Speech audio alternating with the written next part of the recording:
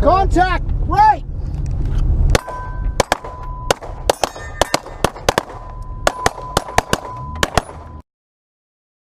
So hey, we're right back at you on the firing line here with Matt and Joe. How you guys doing? Yeah, hopefully everybody had a great Christmas. Yes, Happy New Year to everybody. Matter of fact, today is Christmas Eve. Or, no, it isn't. No, New Year's Eve, Yeah, sorry. usually they're late or early, one or the other. So yeah, 2017 is nearly behind us. By the time you watch this, it probably will be. So anyway, but beyond that, we're here to do another malfunction video. As we promised, the third one here. The one that gets people's brain, the full twist, everything, the double feed. And it does happen. It's not uncommon to happen, especially if you're not using quality ammunition, or if your gun is maybe, I don't know, subpar, or even if it's dirty, sometimes it can happen. I was just gonna say, I mean, it happens. It's one of those. It's one of the common. It's more common than a stovepipe. I'll say that. Yep. And it's way more of a pain in the ass than a stovepipe. Yep. The double feed is definitely no fun. So, but like working, as instructors and at a range, we have seen it so many times where somebody gets a double feed, and like their whole world stops, and they just like look at the gun, and they just like tug and do everything Trying they to can. figure out what to do. Yep. And I mean, for 10 minutes that we've seen it, and so we're going to walk you through a few ways. We actually, we didn't make these up ourselves, but we talked about them. So we're going to show you a few ways to clear the malfunction, basically. Exactly. We have a couple of ways here for you to do it. We have our preferred ways, and we also want you to understand that there's not just the preferred ways, but there are other ways to do it as well. Right. And you're going to hear other instructors out there instruct you, and I guess you'll have to do whatever they tell you to do to practice that, and then learn from as many things as you can, and gain what you can to be the best you can. There's more than one way to skin a cat, especially in this business. Right. So what a double feed is when you fired your firearm, the extractor has slipped off of the casing, leaving the casing inside of the chamber. At that time, of course, we have that opposite and equal reaction where the slide is being pushed back, and it grabs the next round out of the magazine and tries to force it into the chamber where there's actually something already there. So we can call it a double feed because there are literally two things trying to get into one hole.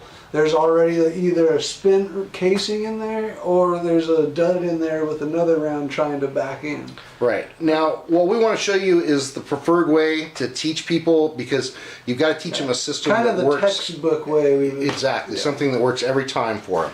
So, number one is you'd be in a position where you were firing, you'd probably get a mushy trigger. And what do we do when we get a mushy trigger? Usually without even thinking about it, by just natural reaction. If you watch our videos, we slap and we wrap. Okay. And at that time, we would either notice that the slide is back, or when we extend and pull the trigger again, we're going to get a mushy trigger again. That's when we go past things and we have to start working through the situation. Of course, you'll want to grab some cover because you're not going to just stand there and work through it. But in this situation in front of the video, we don't have anywhere to move. So at that point, what you should do is you tilt the gun back to see if you're empty. If you're not empty and you see a double feed, then you know that you can start working through it by first pulling the slide back, locking it into place. Using the slide lock, obviously. Which is on this side. You can see it on this side here, and I've used my thumb to push that up. And then I can pull the magazine because that'll release all the pressures on it. Then I can grab that slide, pull it back, and what we tell people to do is do this 3 times. So that was once, twice, 3 times. Then you can reinstall your magazine, try to rack around again, and then come out and fire.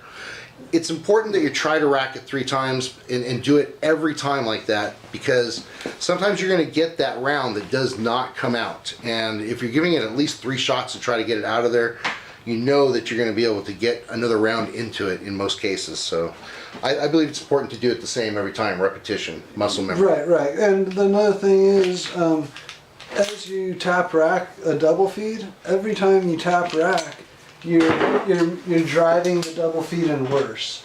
You're literally pounding it in there. It's kind of hard to replicate it without a live actual double feed because brass versus snap caps and stuff, it's a little different.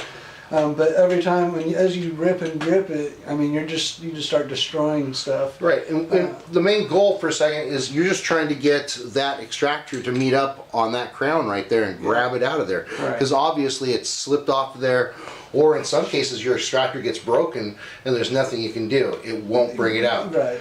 And But the first step, is when you do your tap rack. When you're doing your tap rack on it, like it's just banging it in there. So that's what we see a lot of is people do it tap rack 5 or 6 times, and and it's just like every time making it a little bit more difficult. All right, so we have another way that we want to show you now.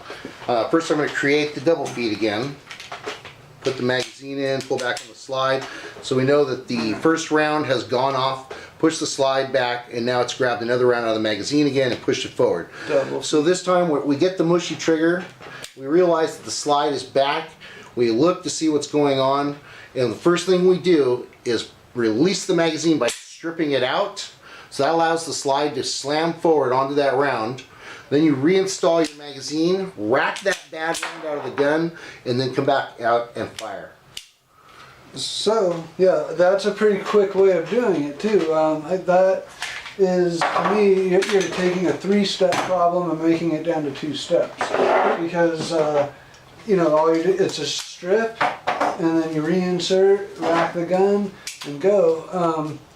The only problem is sometimes, again, with brass versus snap caps, it does lock up a little bit harder, and it is extremely hard to pull the magazine out sometimes. So if you can't clear it on that first time, then you're going to be stuck going back through the whole process again. Right. And that's where sometimes, doing that 3 times will give you the chance to try to grab it and make sure that it's grabbing that casing. You'd have to lock it back where, initially you just stripped it and then reloaded it. Now you have to lock it back and basically do the remedial action, rack. Exactly. Yeah. Now here's another thing that we want you to be aware of too. In that process, in either one of the processes, sometimes the best thing you can do is when you get rid of that magazine is to throw it down and put another magazine, a fresh new one, into the firearm and use that. Now that's obviously if you're carrying and you have an extra magazine on you. Now, if something happens at 3 in the morning and you get up in your birthday suit, you're probably not going to put a magazine in your butt crack, So, or maybe you will, I don't know. But, in this case, let's just assume you only have the 1 magazine in the gun. So in that case, you're going to want to retain the magazine versus letting it hit. So you just strip it, and that's it. You would go back. And the only difference would be if I had a second mag, I would just let this thing hit the floor. As soon as I stripped it, that would be the last I saw of it. Yeah, and then it would be a new exactly. magazine. Then I would clear the gun and then just new magazine, go in and go from there. Yep. So it's going to be situational dependent. If I had a choice, I would always reinsert a brand new magazine because A, it has more ammunition in it, and B, if there was a malfunction, it could have been from the magazine that you just dropped. Exactly. So if I have the choice, I'm going to always put a fresh mag into the gun, personally. So that's double feeds. There you go. basically. Yeah. So a couple different ways. As we promised, we've come in, we've done 3 different episodes to show you 3 different malfunctions, how to work through them. And now I guess, it's up to you to go out there and practice. Right, and yeah, get some of these snap caps. These are way better than the plastic ones because the plastic ones 4 or 5 times and the rim is broken. So get yourself a couple of packs of those. We don't get paid to say that shit or nothing. Don't worry. But it's important you do, and you should make sure that there's no other ammunition on the table or in the room. Like we said before, exactly. And if you have a second person to check, have them check as well so you can avoid those accidents. Yeah, designated safe places, all that. So what we might do, we might come back and hit you guys with a rifle malfunction video.